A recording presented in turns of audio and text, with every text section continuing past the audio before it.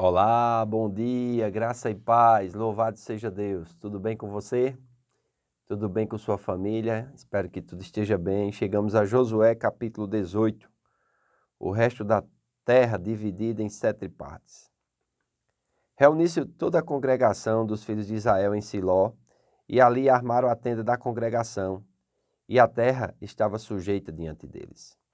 Dentre os filhos de Israel ficaram 7 tribos que ainda não tinham repartido a sua herança.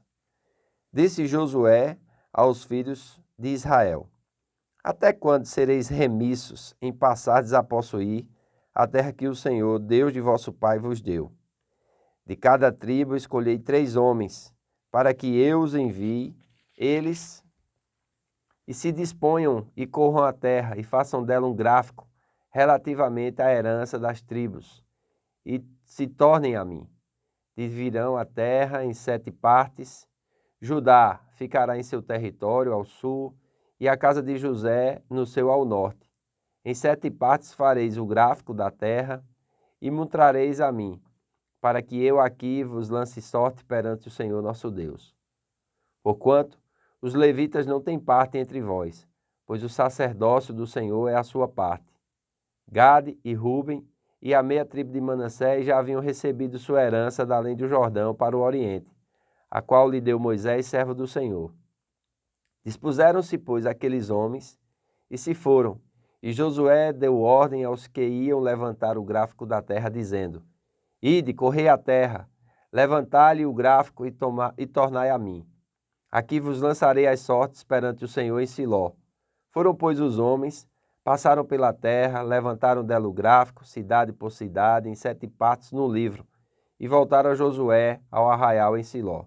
Então Josué lançou as sortes em Siló perante o Senhor, e ali repartiu Josué a terra, segundo as suas divisões, aos filhos de Israel. Então, é interessante esse texto aqui, porque a partir de agora nós vamos ver as heranças que cada tribo vai receber. Amém? Então, aqui nós podemos observar algo que Josué fala que serve também para nós atentarmos hoje, né? Está no versículo 3, que diz assim: Disse Josué aos filhos de Israel: Até quando sereis remissos em passardes para possuir a terra que o Senhor, Deus de vosso pai, vos deu? Então, existia uma terra prometida, eles tinham que conquistar, mas o povo estava como? Remissos. O que é isso? Estavam displicentes, né? Como se não tivesse, vamos dizer assim, direção do que fazer. Mas Deus, Ele é o Senhor da direção. Amém? A palavra de Deus diz que não havendo sábia direção, o povo se corrompe. E sem visão, o povo perece.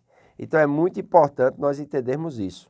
Aqui no versículo 1 diz que reuniu-se toda a congregação dos filhos de Israel em Siló, e ali armaram a tenda da congregação, que é onde a presença de Deus estava, a arca estava, amém, os utensílios do tabernáculo.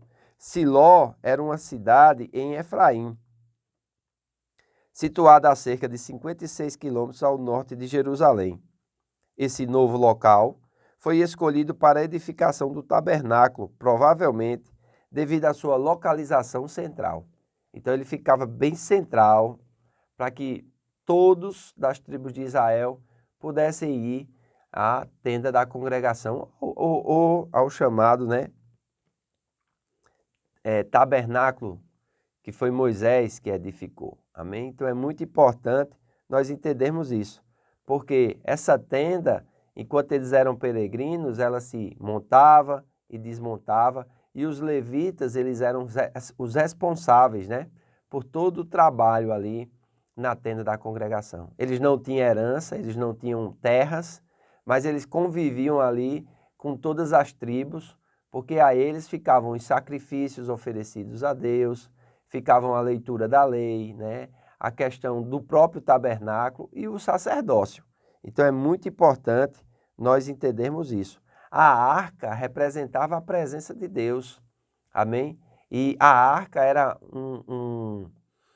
um elemento na adoração do povo muito importante, porque dentro dela estava a vara de Arão que floresceu, estabelecendo a autoridade entre os homens, quando Deus escolhe, né? E quando Deus escolhe uma pessoa, e essa pessoa ela é reconhecida e enviada, Deus também vai capacitar essa pessoa, amém? Só depende dela em buscar ao Senhor, em permanecer fiel ao Senhor, né? E entender essa escolha, esse chamado e essa vocação, amém? Fidelidade a Deus é a parte mais importante daquele que é vocacionado, daquele que é escolhido.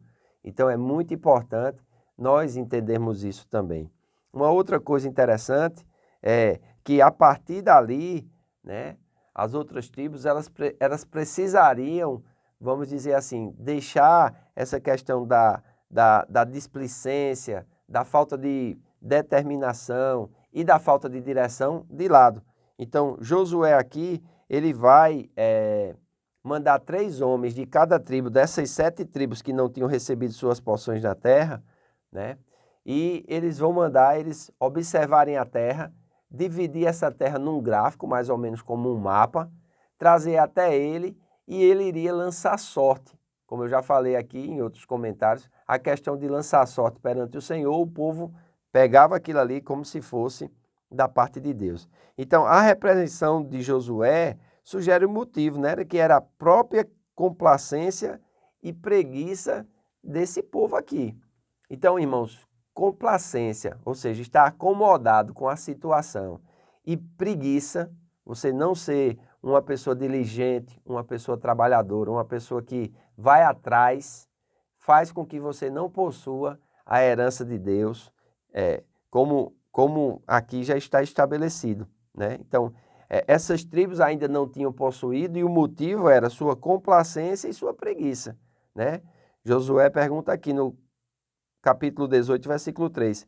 Até quando serei remissos em passardes para possuir a terra que o Senhor Deus de vosso pai vos deu? Porque Deus nos dá a palavra, mas nós temos que tomar posse da palavra.